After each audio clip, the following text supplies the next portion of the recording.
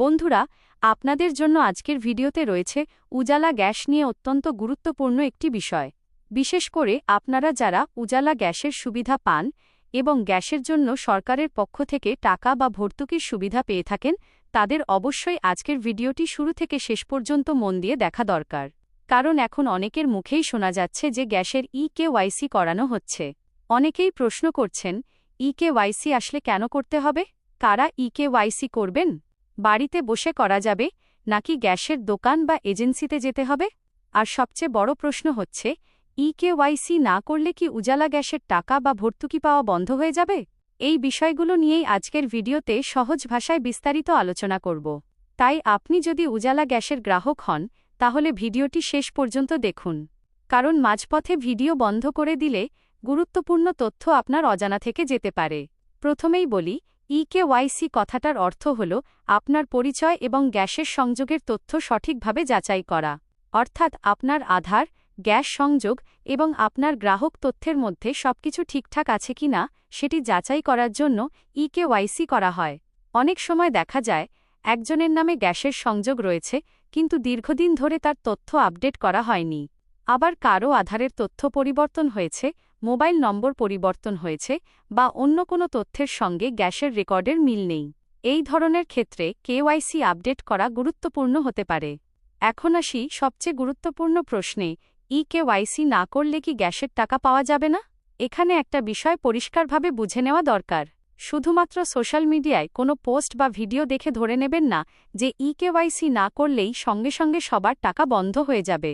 আপনার গ্যাস সংযোগের বর্তমান স্ট্যাটাস, ভর্তুকির নিয়ম এবং আপনার গ্যাস সংস্থার নির্দেশনা অনুযায়ী বিষয়টি নির্ভর করতে পারে।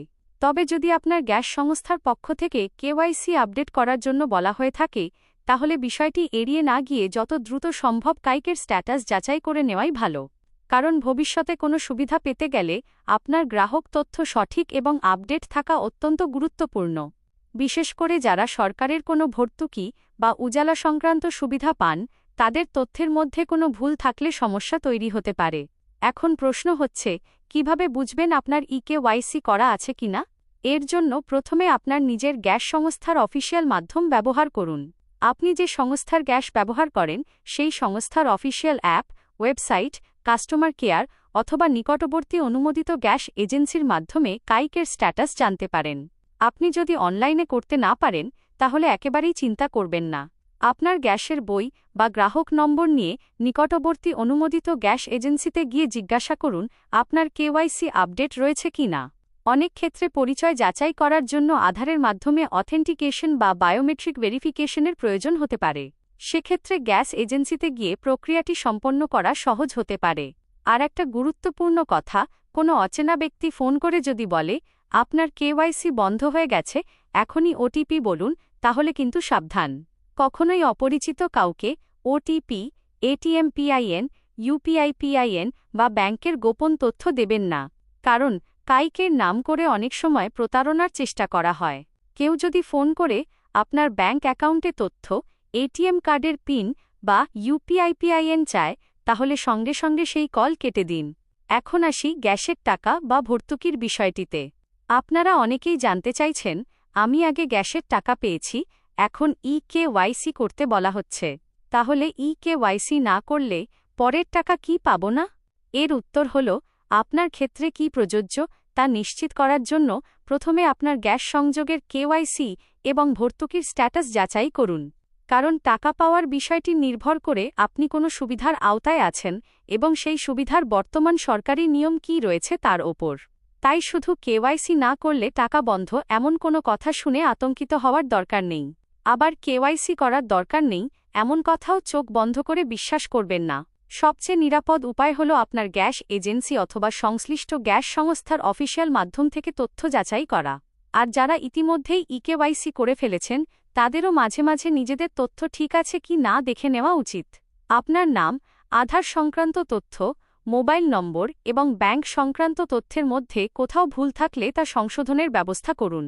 বন্ধুরা, এই ধরনের সরকারি সুবিধার ক্ষেত্রে একটি বিষয় সবসময় মনে রাখবেন, কোনো ভিডিওতে একটি নির্দিষ্ট তারিখ বা টাকা বন্ধ হওয়ার কথা শুনলেই সেটাকে সরকারি ঘোষণা ধরে নেবেন না।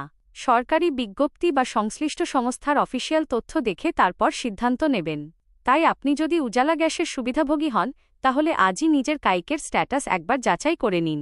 কেওয়াইসি করা থাকলে ভালো, আর যদি আপডেট করার প্রয়োজন থাকে তাহলে অনুমোদিত গ্যাস এজেন্সির মাধ্যমে প্রক্রিয়াটি সম্পন্ন করুন।